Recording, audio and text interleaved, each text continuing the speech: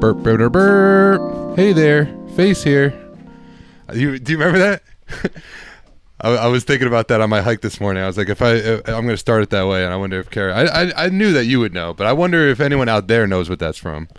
OG Nickelodeon shit, and it's only right. I'm wearing the orange too. Shout out Max Blessed Holloway. It was a Max Holloway fight weekend, headlining the card with Arnold Allen. So, I had to rock out with the Max hoodie. No matter what, win or loss, this hoodie was going to be on. I mean, the ones that know me best know that Max Holloway is my guy, my fucking favorite fighter on the roster, and in the sport. And for good reason, obviously. And he showed that reason again this weekend against Arnold Allen. The dude is just on another level. And we're going to get into that. There's plenty to discuss. I had to take a few weeks off, and instead of giving the laundry list of excuses I have, we'll just chalk it up to some life shit. But nothing serious or anything, just life shit. But we missed a good opportunity with the UFC 287, the Israel Adesanya, Alex Pereira 2, which was a beautiful fight card.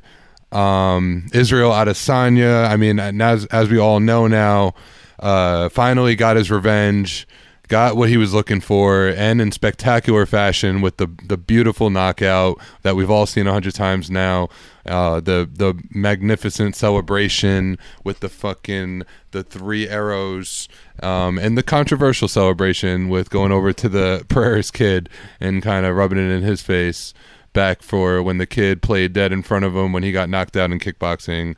6 years later, got his revenge and pointed him out and did it back to him.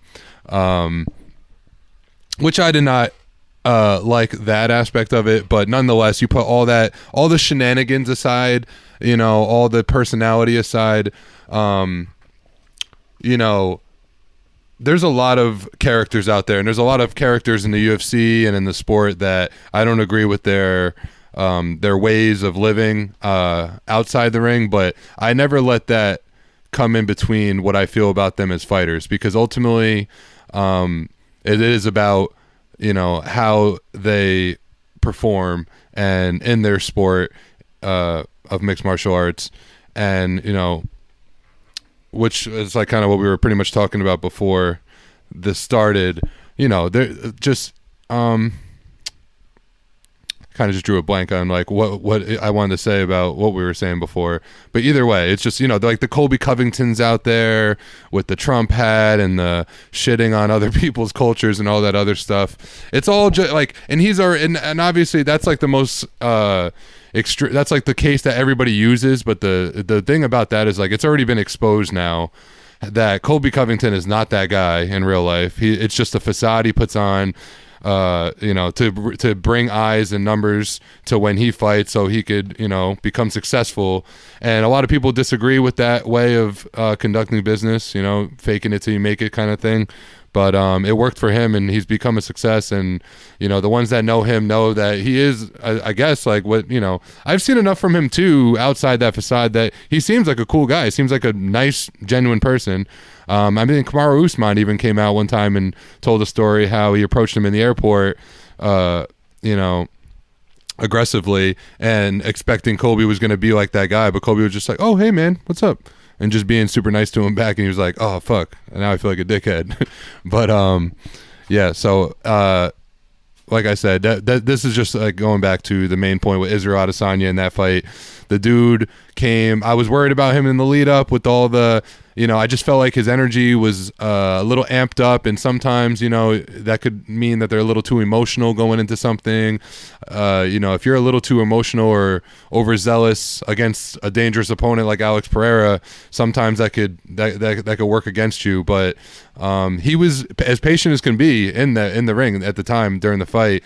You could see the energy was there, and he was amped up, but he was still in the zone and just like very patient, very fast, very technical, and was picking Pereira apart, was winning the fight again, this time with a different outcome, him knocking out Pereira in the second round, which is, I just feel like after being off a couple weeks, I feel like I owed it to those guys to to talk about it, because especially because how high I was on their first fight, and just the whole background of that whole storyline behind them. So, and then just the last one, we'll touch on this one.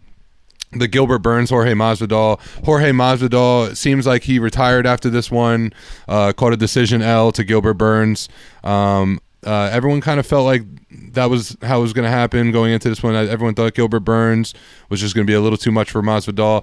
But this did take place in Miami, and the closer we got to the fight, I had Gilbert Burns in my picks, by the way, but I did mention how closer to the fight that we got, I was starting to think that there might be some leftover Miami magic for Jorge Masvidal, where he might land some crazy shit and get a knockout, and there was no telling. I mean, in Miami, the crowd was behind him. He looked good to me too.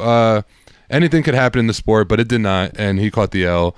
And now Jorge Masvidal is retired, and a lot of people are retiring these days, and it's kind of sad and making me feel old, because I've been watching all these guys since day one, and seeing them come into the sport and then leave the sport all in the same time of watching it. But and some people do that, and it's like, it's only because they couldn't hang with the best in MMA. But these are guys that have had longevity and have been called journeymen and have made it to years and years into the sport, reaching their 40s pretty much, going in from like early 20s, sometimes even teenagers, and making it to like 40 and retiring. So I mean, that's impressive shit, and Jorge Masvidal is a real one. Another one with a little controversial background to with all his shenanigans behind the scene, but nonetheless, that's why we love him. He's game bred. Notoriously famous for he was in the old Kimbo videos, doing the backyard brawls with the Kimbo videos. That's how he made his name on the come up, which I mean, that's pretty badass if you can make it from the backyards of Miami and then all of a sudden you're headlining where the Miami Heat play. Not co-headlining, but easily had his time in the sport where he did headline. He headlined MSG against Nate Diaz for the BMF belt, where Donald Trump was in attendance, who was also in attendance at this fight too, which was a moment in the night that was hilarious. When I had a few friends over, we're watching everyone's just into it and having a good time watching the fights, and all of a sudden they just show Donald Trump on the screen, faces there, and this is all like the same week that he's like headlining news for being arrested. So it was just funny, like Donald Trump in Miami Beach, all these the crowd was beautiful. It's a Miami card, so everywhere you look, just beautiful people everywhere you look, and then you just see Donald Trump's ugly face. But it was funny though. It was a good laugh. Just scroll down. I just wanted to try to get and oh my God, please, real quick, I gotta shout out Rob Font, who is a follower on Instagram. Always appreciated him for throwing me the follow. Have even had some brief discussions in the DMs, and I've just I've always been a fan of this guy. Part of the New England cartel, trains with Calvin Cater amongst other ones, and they have a real ass fight camp. And man, he came in here against a big prospect in Adrian Yanez.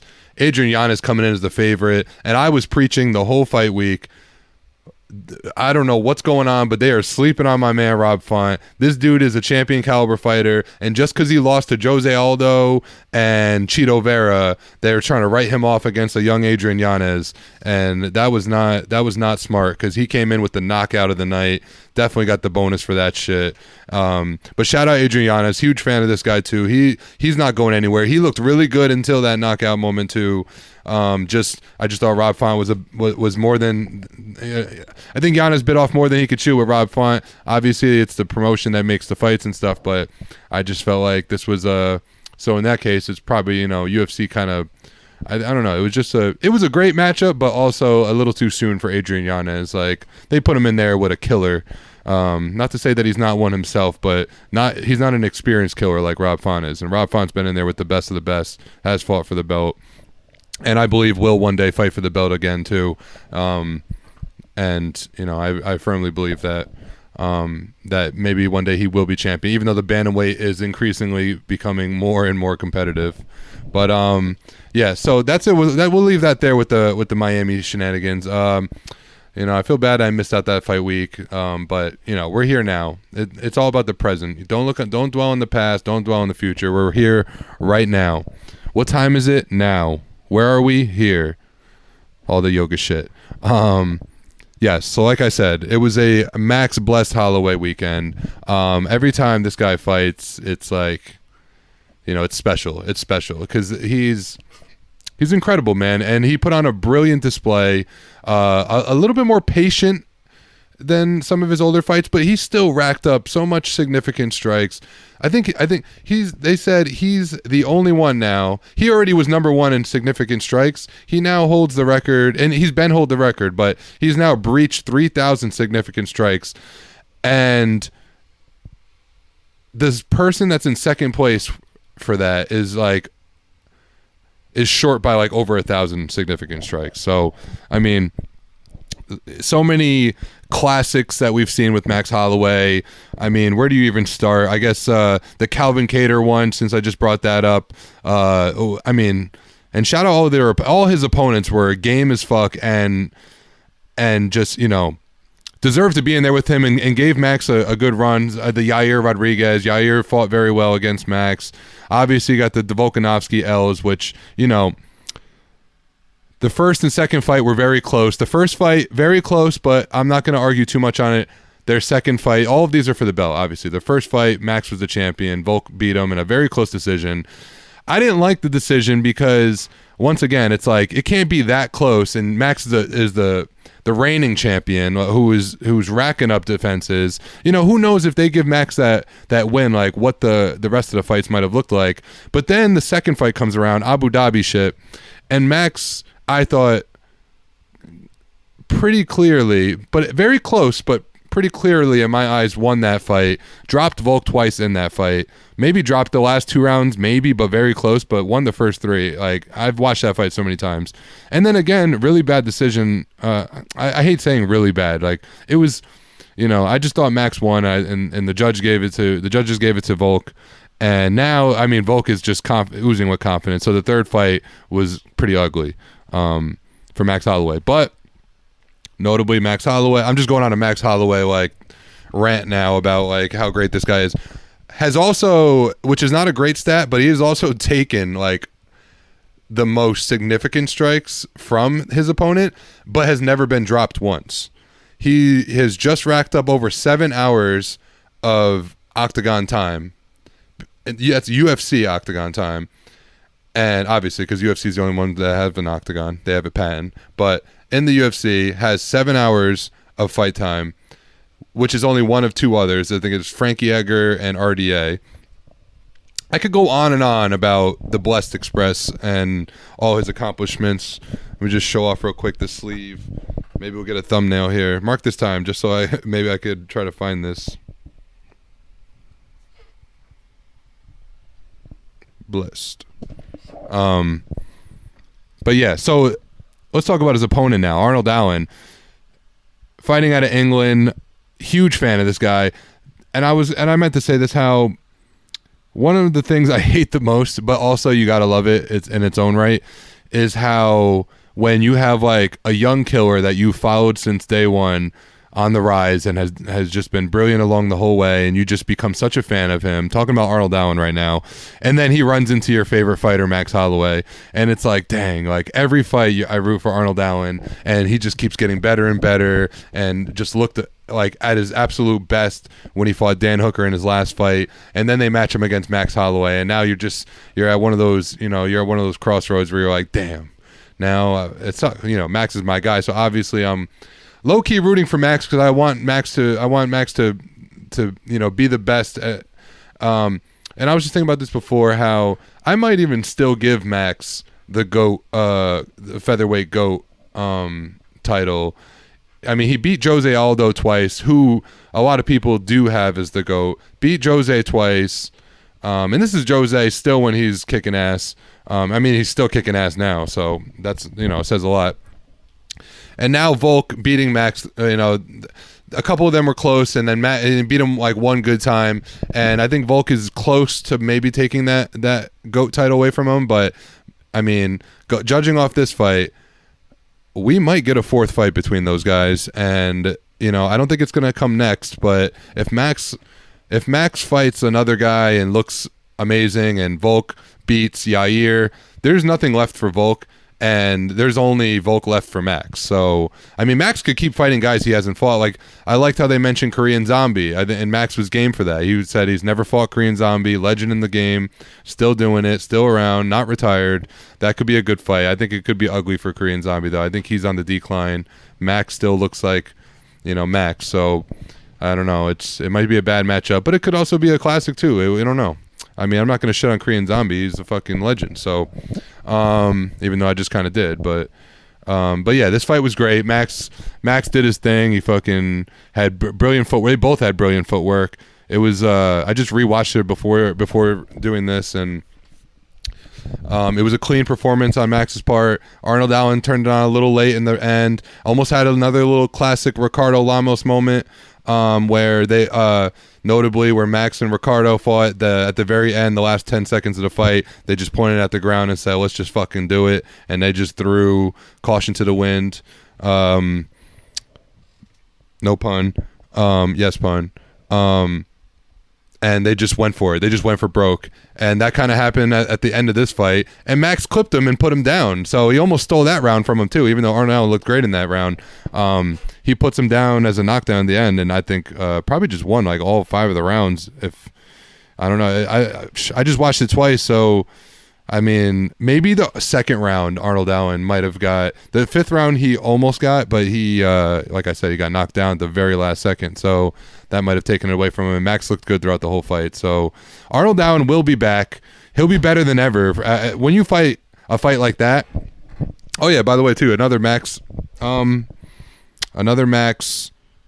the word I'm looking for? Statistic, whatever. Stat. Yeah. There's another word I was thinking of, but stat is the right one. All his last 8 fights have all been 5-round fights, which are only happened in main event and championship fights. Last 8 fights, all 5 rounds, and has went the distance in all of them. I mean, that's a lot of fighting and a lot of strikes. And like I said, he's taken the most significant strikes, and he's given the most significant strikes by a mile, by many miles.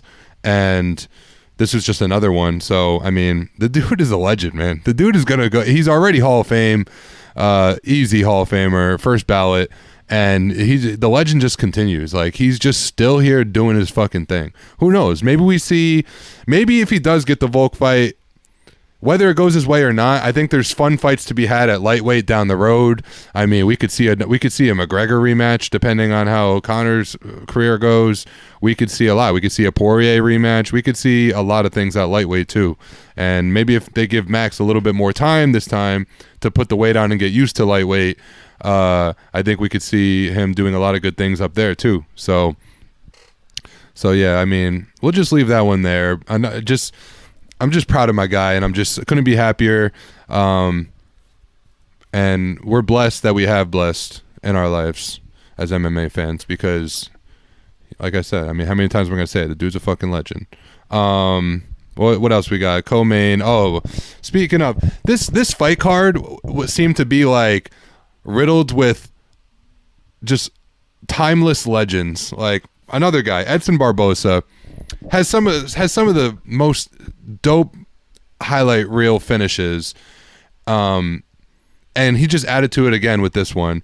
Now it was kind of sad because it came against my guy Billy Corintillo, who's a native New Yorker. Shout out Billy Q. Billy Q is a guy I would love to like reach out to and get him on the podcast one day when we really get this train rolling. Just because he's a guy I feel like he's a humble guy. He's a people guy. He's a people pleaser. Not a people pleaser, but he's a regular Joe, and he's a savage in the ring. And like I said, he's a New Yorker. I mean, there's so many things to love about this guy. His fight style, his everything. Now he's more active on Twitter. He's a funny dude.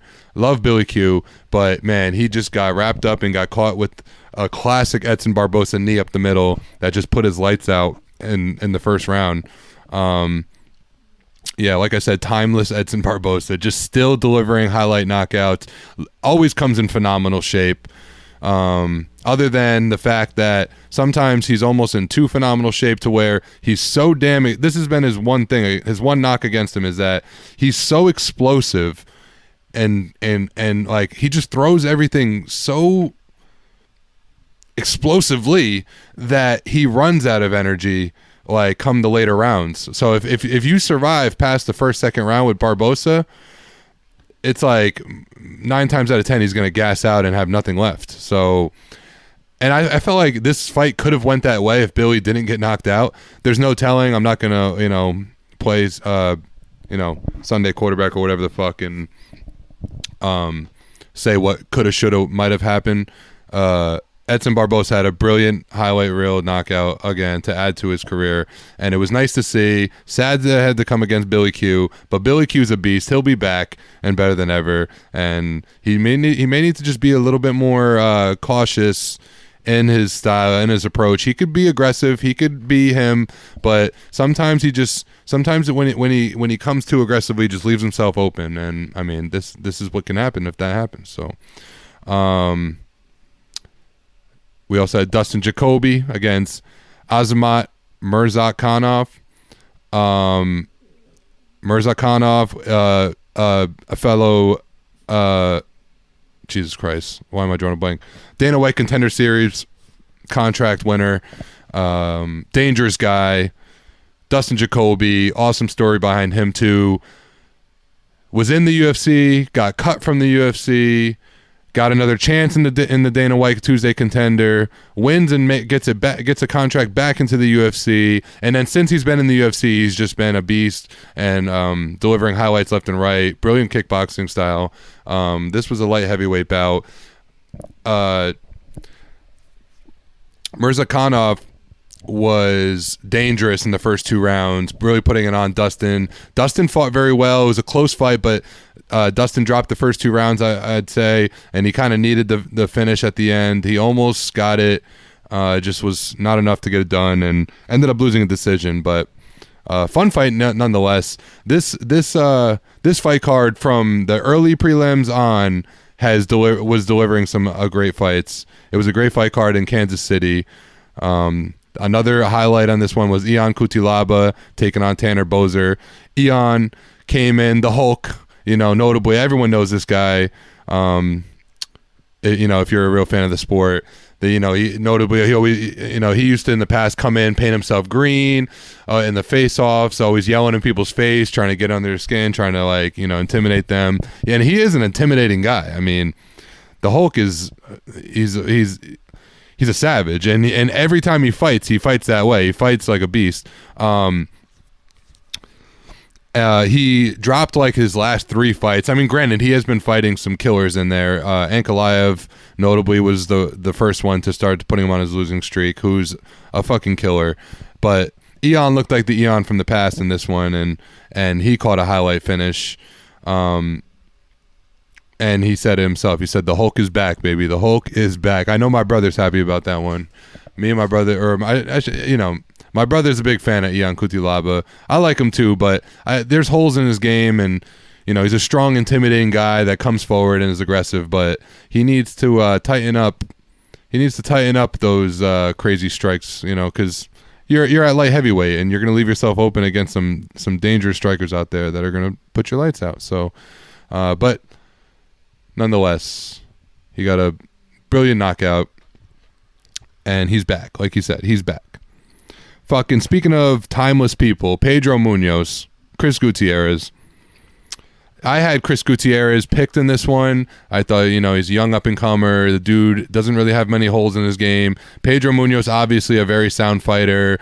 A little later in his career, but man, he put the pressure on Gutierrez. He did not give him a moment to think.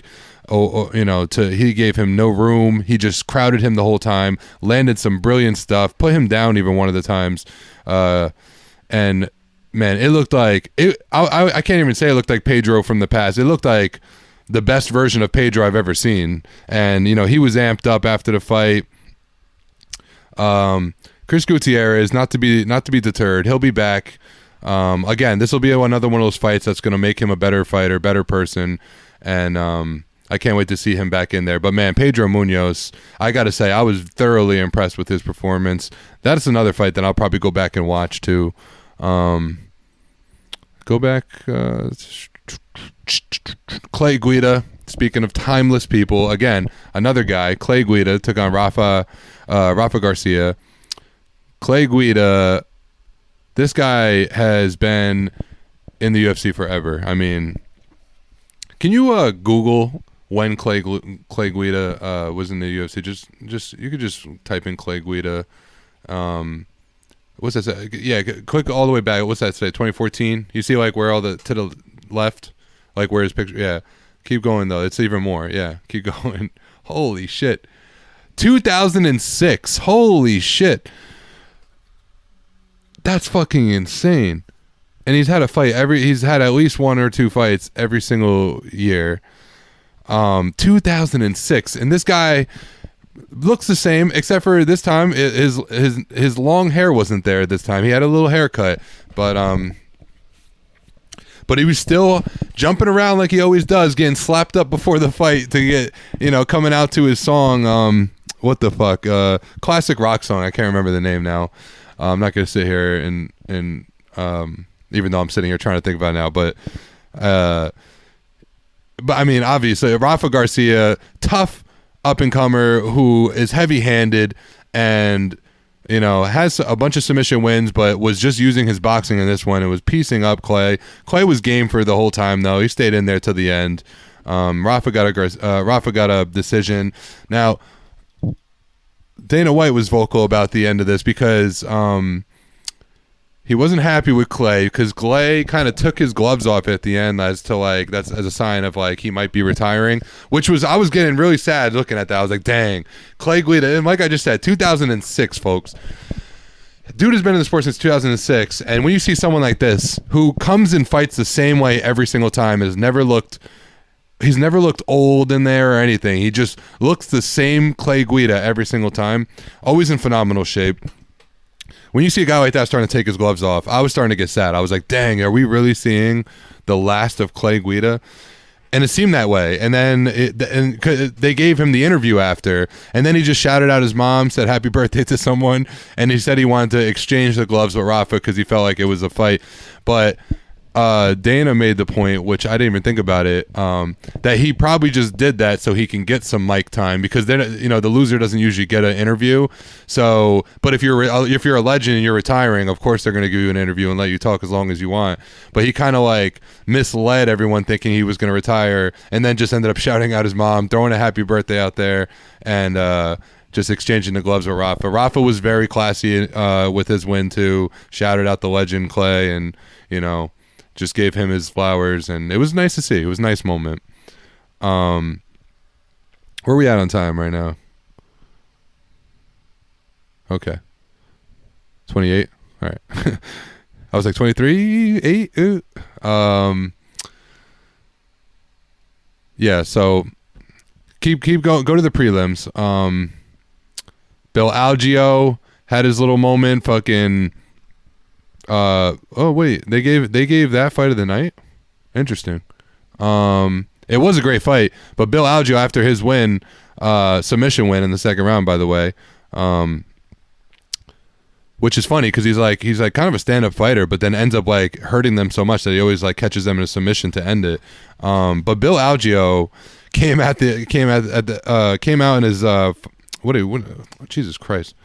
His interview after his win, and just out of left field just decided just to shit on the crowd and call Kansas City a shitty city, and that they were he's been in the game for a while too, so he's for all the people to ask if I was going to retire, you think I would retire in a dump like Kansas City, and then he just went on and on about shitting on the Kansas City people and their city and all this other stuff. It was kind of funny to see. Just totally threw me off though. I just didn't expect it from him, but it was kind of funny. It was funny because the crowd is cheering him, and then he just goes off on them, and they just started booing him. They're like, "What? Fuck you!" And they're like, it's just funny to see them cheer him, and then he's just like, "Yeah, fuck you guys. You're all shitty people, and your city sucks." And they're just like, "What the hell?" Oh yeah, this is what I wanted to get to. The Brandon Royval Matthias Nicolau fight. Man, now obviously I came into this one and had Nicolau picked because I feel like he's one of these killers, one of these well-rounded guys that he's jiu-jitsu background with good grappling and but has brilliant stand-up as well, like enough to like get it done on the feet if he needs to, which I think his last fight he did win by knockout. First one in his UFC career.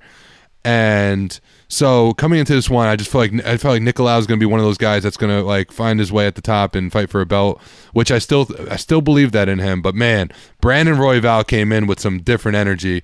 He's dropped like one or two. He was also in that same trajectory where he was young killer, making his way up the ranks, and then just dropped one or two fights that were very close to some quick. Brandon Royval. I know he lost to like some highly talented people. I want to say he beat Schnell. Okay. All right. Wow. Wait. Well, I guess he's been on a win streak lately. Yeah, I knew Pantoja was one of them. And then obviously Moreno, who's the champion. No harm, no foul there. That's like kind of what got Moreno going on his little title run. Go down, yeah. And then he beat Kai Kara-France. All right, so that's what it was. It was the Moreno and Pantoja. Since then, he's on a 3-fight win streak, including this one. And he looked the best that he's ever looked in this fight. And now Dana White's talking about having him as a backup for the Moreno title fight against... Hold on. Why am I drawing a blank? Who's Moreno fighting? Brandon Moreno is fighting. It's like it's so you're so used to saying Davison. Oh no, he's fighting Pantoja. See, I got it before he pulled it up, folks. I promise I did. I didn't cheat. But he got Pantoja is who Moreno's fighting, and they're gonna bring in Brandon Royval to be the backup fighter, it seems, which is interesting. I always hope that no one falls out of that fight because both those guys. By the way, Pantoja holds a win over Brandon Moreno, a younger Brandon Moreno in his career, but does hold a win over him, and may not be like the biggest star like to bring in pay-per-view buys, but rightfully deserved. And I'm happy that the UFC did choose Pantoja as Brandon Moreno's next challenger, and the fact that he holds a win over Moreno does make it interesting. So cannot wait for that. I think that's going to be in a few weeks now. I think that's the first week of May, which sad as hell. Charles Oliveira dropped out of this fight. He was supposed to fight Dariush, and man, Charles Oliveira Dariush was the co-main event, and we needed that fight so bad, and I guess Charles dropped out, so that's fucked. Yeah, just so fucked. Speaking of retirements, though, wait, hon, go back to the fight card. Zach Cummings, Ed Herman put on a classic of a fight. It was a great fight. Ed Herman and Zach Cummings have been in the UFC for a very long time as well. Both incredibly tough guys, light heavyweights, and it was a cool moment. They both decided to retire after this one, and then embraced each other after, put their gloves in the ring and kneeled down to each other. It was a real just like one of those like samurai MMA moments of true respect, and it was beautiful to see. So happy trails to Ed Herman and Zach Cummings, and I guess not Clay Guida with his fake retirement. Jillian Robertson coming in with her classic red hair as always, with her classic attitude, with her classic style, which is just a gangster ass style.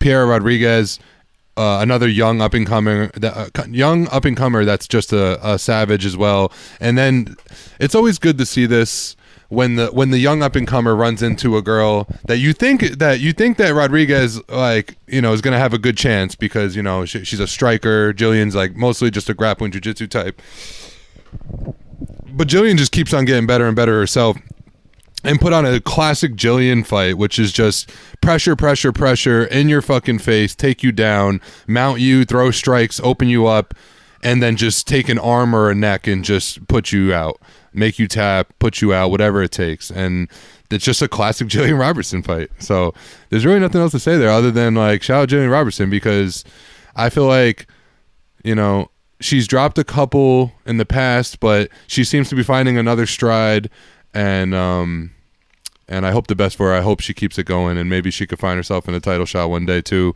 Dana seems to really like her fighting style. Keep going down. I just want to shout out my girl real quick before we move on. One of my new favorite fighters, Denise Gomez. I remember being on vacation watching Denise in the Contender Series in my Airbnb, beach day, all tired out. Fucking, I'm a diehard, folks. I bring the Fire Stick, I bring the account. I gotta watch the Contender Series, all the fights, no matter where I am. And Denise that night fucking won my heart, man. She looked like it was like the best fight of the night that night in the Contender Series. She just beasted through this girl, brutal knockout. And she just has this look about her that's just so fucking gangster. Maybe we could mark this time. I just want to I'm gonna find a perfect picture to post right now so that you can see how gangster this chick looks. Both Brazilians in this one. She took on Bruna Brasil. How funny is that? You're from Brazil. Your last name is Brasil. That's interesting. Yeah, it's a common name in Brazil, but Brazil is also a city in Brazil. Brazil.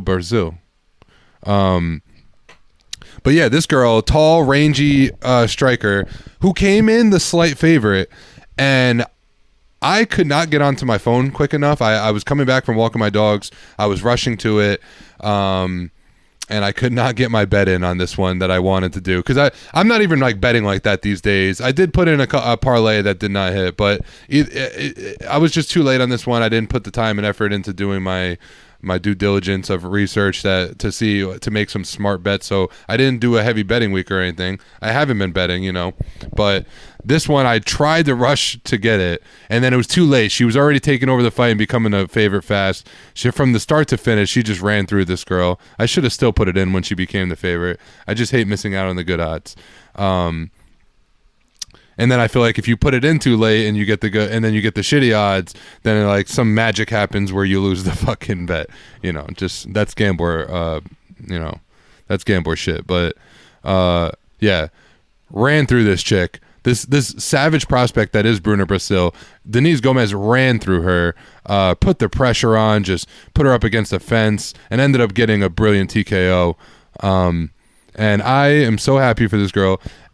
Her last fight, she fought Luke Bunmi, which if you guys know about her, she's a savage Muay Thai fighter who's also like very game and gangster in her own right. And Denise the whole time, who was taking a pretty bad, not a bad beating, just every time she was getting hit with some shit that Luke Bunmi would normally put out other chicks, but she fought through it. And then not only that, but in the third round, like had her moments of like getting on top and almost like getting a choke for the win. Just so game this girl is, and just does not give up on herself, and has zero quit in her, and she doesn't look like a girl that has quit in her either. So I'm just going off, but she's one of my new favorite fighters, and I can't wait to keep watching her grow, and because she's one of those girls too where that last loss against Luke Bunmi, it only like boosted her, like didn't deter her, didn't upset her. She was obviously upset in the moment, but I said it then when she lost that this will be a fight that she'll go back to the drawing board and become a more savage fighter than she's ever been, and that's exactly what the fuck we saw in this one. So yeah, great fight card start to finish on this one. Kansas City put on. Crowd was a little weird though. Only I say that because they were booing moments that were just like exciting and like thinking it wasn't. So it was like almost uneducated fan base, but made for a rowdy, loud crowd. So, perfect. Let's just touch upon this upcoming week's fight card. Pavlovich taking on Curtis Blaydes. Sergei Pavlovich taking on Curtis Blaydes. The heavyweights, baby. Pavlovich, the scary up and coming, not up and coming anymore. He's number 3 now, but this dude has been on a tear, knocking out killers like Bam Bam, which was sad to see.